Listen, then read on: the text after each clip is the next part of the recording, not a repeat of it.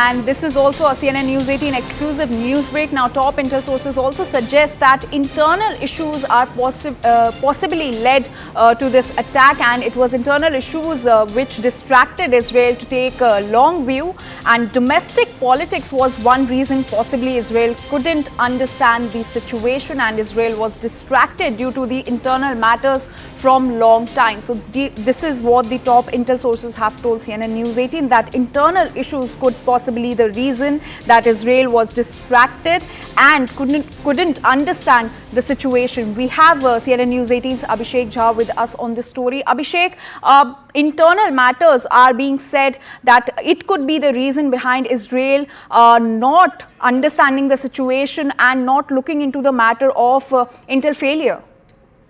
Well, currently, of course, the entire focus of the Israeli government is on safety and how can they fortify their defense against incoming rocket firing that still continues. Even last night also we had barrage of rockets, about 115 numbers that was claimed by the Hamas that were fired on Tel Aviv. Some of them hit the ground as well, and we could see fire, panic, and some destruction. Some of them also hit buildings. So there were buildings.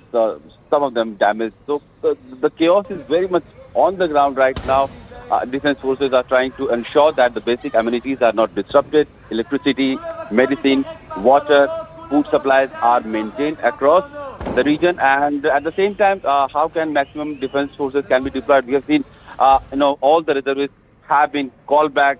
We have seen former Prime Minister Naftali Bennett also reporting for duty for the military, onslaught that has called for major, movement and mobilization of the reserve forces. And this looks like Israel is going to take on it very seriously. The response is going to be enormous.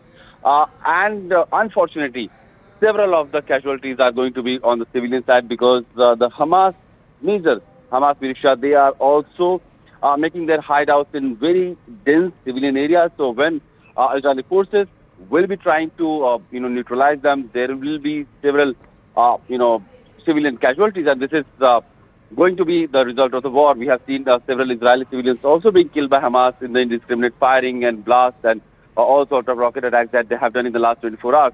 So the situation is very fluid right now. While the international community has called for cessation of hostilities and immediately a haltation of all the violent activities from both the sides, it doesn't look like on the ground either side is going to, lay down their tactics, and they are going very aggressively against each other. Also, Abhishek, was there anti-Israel sentiments on the ground which the Netanyahu government couldn't notice?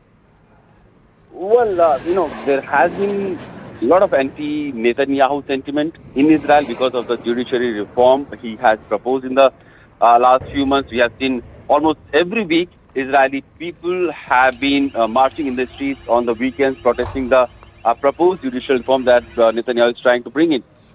He's also considered a very far-right nationalist leader. So in that sense, he is supposed to be very, well prepared for all type of defenses for Israeli. And this is where dent has come in his reputation that despite his nationalistic, calls most of the time and how to defend Israeli forces, this time a massive intelligence failure looks like has happened on the Israeli part, and probably once everything goes, settles, probably then Netanyahu will be questioned by his political allies and his political party within. But right now, all of them have tried to create a consensus, a unanimity among political parties as well to defend Israeli people right now, and how to ensure that the maximum number of people from Hamas who have come on the Israeli settlement, they are driven back how soon and how quickly. Also, Abhishek, as we were telling our viewers earlier that Hamas had cut all wires at the borders and all the security equipments of Israel were disabled. So do they continue to be disabled, or has it been resolved? Most of them continue to be disabled because in those regions, apparently, several of the villages have been captured by Hamas people in the bordering areas. And we have seen visuals also where dozens of tanks and military armored vehicles were captured by Hamas people. So Israeli forces still need to take control of those places and those hard armories which have been taken over by these Hamas militants. But for now, the bordering area remains porous. It does not have complete control by the Israeli forces. It's far from being controlled by the Israeli forces, and because of the porous border, Hamas militant continues to come on the Israeli side, and the chaos that has started in the last 24 hours continues to be very much intense, and the situation on the ground is very fluid right now. All right, Abhishek, please stay with us. We're being joined by Patikrit Payne, who's a security analyst on this broadcast. Mr. Payne, a very good morning to you. So we're continuously tracking everything that's happening in war-torn Israel. And now some serious questions are being raised on Israel's intel failure. Your reaction to this? Well, first of all, yeah, I'm sure a certain level of forensic analysis would definitely happen in Israel as to where things, went wrong. Because from my understanding of things, Mossad every day actually gives a briefing to the top leadership as to if there is a war, where all, they can actually set a target of 10 to 20 targets every day. But I think the whole focus of Israel over the last few weeks were more into the West Bank rather than in the Gaza. I don't know what actually went wrong, but the kibbutz or those small enclaves have always been a threat.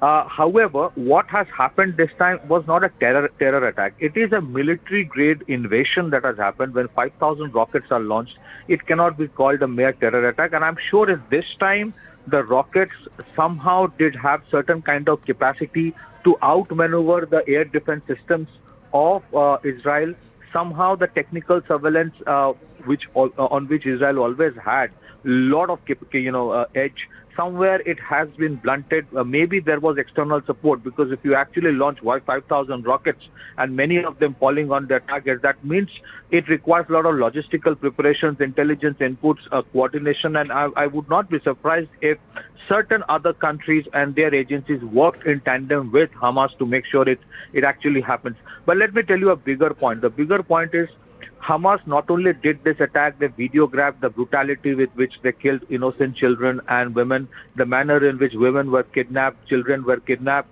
held hostage, assaulted.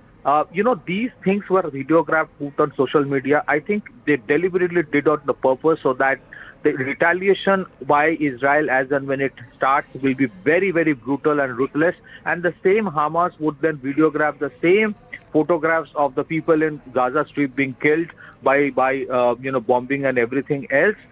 And then they would play the victim card that, look, this is what Israel is doing. And that would have a very, very devastating impact on the Abraham Accord, through which the Arab states are improving their diplomatic relationship with Israel or initiating diplomatic relationship. It would have an impact, a potential impact on the I2U2, which means Israel, India, United States and UAE Accord. It would have an impact, a potential impact on the India, Middle East, Europe Economic Corridor, which is supposed to go through the strategic port of Haifa in Israel. So it is not just a small terror attack. It is an attack where perhaps Hamas deliberately wants a brutal retaliation so that they can go to the Arab states then and tell that do not improve your relationship with Israel. Because invariably where I think that Hamas actually thought that Palestinian cause as per their perspective was getting neglected because the Arab states were deepening the relationship with Israel as part of Abraham Accord. So I think it's a sinister game that's going on, and there are major players which have supported Hamas. Otherwise, it would not have been possible for Hamas to launch 5,000 rockets. Certain estimates which we see in the social media is that they have an armory right now of 100,000 such rockets, and there are reports which indicate they have been given these rockets via Iran or through Iran. There is also strong possibility that Hezbollah would launch a similar assault from the northern side if the invasion of Israel into Gaza Strip becomes extremely, violent and brutal.